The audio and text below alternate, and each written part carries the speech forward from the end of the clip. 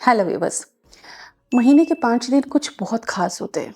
कौन से होते हैं, कब होते हैं, किस पर्पस से, उस समय क्या करना चाहिए, ये जानकारी एक फीमेल को या एक कपल को ज़रूर होनी चाहिए जो अब अपनी पेरेंटिंग जर्नी शुरू करना चाहते हैं, बेबी चाहते हैं। तो आज की वीडियो में उन 5 गोल्डन डेज के बारे में बताऊंगी जो कंसेप्शन चांसेस 10 गुना बढ़ाते हैं। आपके सही एफर्ट केवल 5 दिन के लिए बहुत अच्छे रिजल्ट दे सकते हैं। So let's continue the video. और अब आप हमारे कम्युनिटी के मेंबर बन सकते हैं। मेंबरशिप की डिटेल्स यहाँ दी हुई है स्क्रीन पर, और इस वीडियो के जस्ट नीचे एक ज्वाइन बटन है। बस आपके एक क्लिक की ज़रूरत है।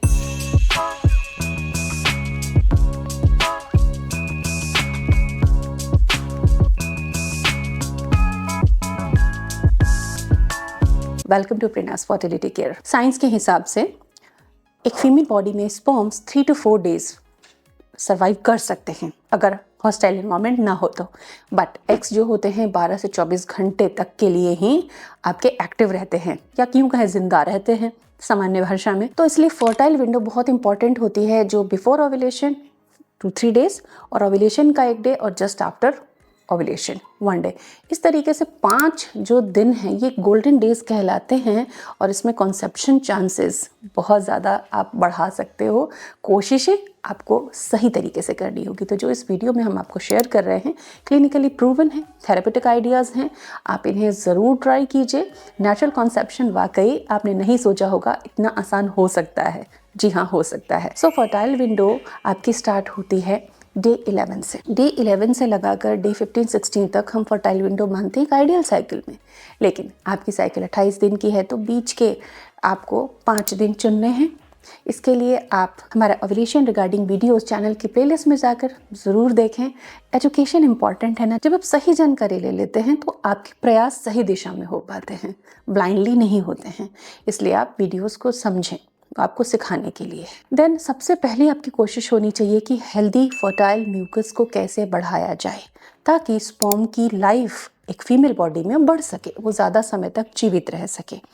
ऐसा ना हो कि बहुत हॉस्टाइल कंडीशन हो, बहुत एसिडिक हो, पीएच बॉडी का, सर्वाइकल म्यूकस नहीं बन रहा, अच्छी मात्रा में नहीं बन रहा, और स्पर्म ट्रैवल ना कर पाए, एसिडिक एनवायरनमेंट में वो जल्दी डिके हो जाए। तो हमें इससे बचना है। क्या करेंगे आप इस फेज में? हम इसे नेम देते हैं EWCM। इस समय आपको इलेक्ट्रोलाइट रिच वाटर 1-2 लीटर ज़रूर लेना है। एक जैसे नारियल पानी पी लिया, एक बार नींबू पानी लिया, कुछ इन्फ्यूजन्स ले लिए, जैसे खीरे का इन्फ्यूज़न बना लिया, और या सैलड ले लिया। वाटरी चीज़ें थोड़ी सी यूज़ करनी है। शरीर में पानी पर्याप्त होना चाहिए सर्वाइकल फ्लूइड तरल के बनने के लिए। आप सौंफ का शरबत भी इस दिन में ले सकती हैं, और इससे पहले से भी आप स्टार्ट कर सकती हैं। 10 डेज टोटल आप सौंफ का पानी अगर ले लेती हैं post periods, then it is good. ये एस्ट्रोजन और FSH के लेवल को बूस्ट करने के लिए वरदान की तरह है, एंड लाखों महिलाओं को इसके बहुत अच्छे रिजल्ट्स मिले हैं। इन तरीकों से फ्लूइड बढ़ाने से, इलेक्ट्रोलाइट बढ़ाने से आपका सबसे पहले तो बॉडी का पीएच मेंटेन्ड रहता है और सर्वाइकल फ्लूइड सही मात्रा में बन पाता है। इस समय आपको कैफिनेटेड ड्रिंक, चाय कॉफ़ी से थोड़ा बचना होगा, क्योंकि ये म्यूकस को ड्राई करता है, बॉडी को डिहाइड्रेट करता है, शरीर से पानी निकालता है। तो आपको चाय कॉफ़ी इन दिनों नहीं लेनी चाहिए। आप ग्रीन टी ले सकती हैं, दालचीनी की चाय आप ले सकती हैं, लेकिन कैफीन युक्त दूध वाली चाय, कॉफ़ी इत्यादि का सेवन आपको नहीं करना चाहिए। फर्टाइल डे 1 और 2 की बात सीख ली। फर्टाइल डे 3 और 4 को क्या करना चाहिए? तो फर्टाइल डे 3 और 4 में आपको फॉलेट रिच, ओमेगा 3 रिच खाना खाना चाहिए।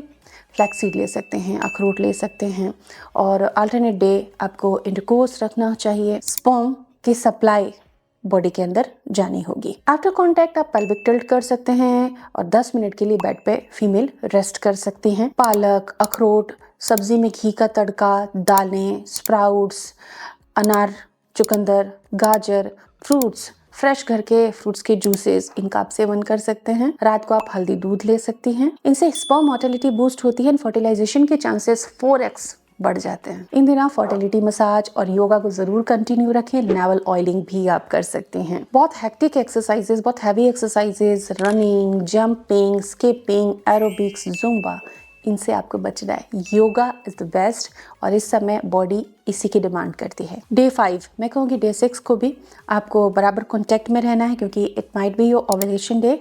तो 12 से 24 घंटे के लिए जब एग बॉडी में रिलीज होगा, फैलोपियन ट्यूब्स उसको कैप्चर करेंगी, देन ये आपके लिए गोल्डन टाइम होगा। स्ट्रेस बिल्कुल नहीं लेना, ना ही ओवर थिंकिंग करनी है कि मेरी बॉडी में ये हो रहा है। ब्रेन को फोटोज़ नहीं दिखानी है और कल्पनाएं नहीं करनी है बहुत ज़्यादा। हेल्दी खाना है, योगा करना है, प्रॉपर रेस्ट करना है, और दुनियादारी के काम तो हमारे पास होते ही हैं, जॉब, घर के काम, रिस्पॉन्सिबिलिटीज़, तो उनको पूरा करना है। बहुत पॉजिटिव माइंडसेट के साथ रहना है। इस समय हाई एंटीऑक्सीडेंट डाइट लेनी है, जैसे कि फ्रूट्स ज़रूर होने चाहिए ब्रेकफास्ट में, और प्रोटीन बहुत अच्छा होना चाहिए। मूंग दाल का चीला, कोकोनट वाटर आप शामिल कर सकती हैं, दही छाछ शामिल कर सकती हैं। डे टाइम में फ्रेश कर्ड। शुगर का इस्तेमाल आप कम करें। इस फेज में शुगरी चीज़ों से बचना है। शुगर के लिए आप डेट जैगरी इस्तेमाल कर सकती हैं इफ़ यू नीड, थोड़ी मात्रा में। शक्कर गुड़ का इस्तेमाल इस समय हम रिस्ट्रिक्ट करते हैं, person to person, case to case.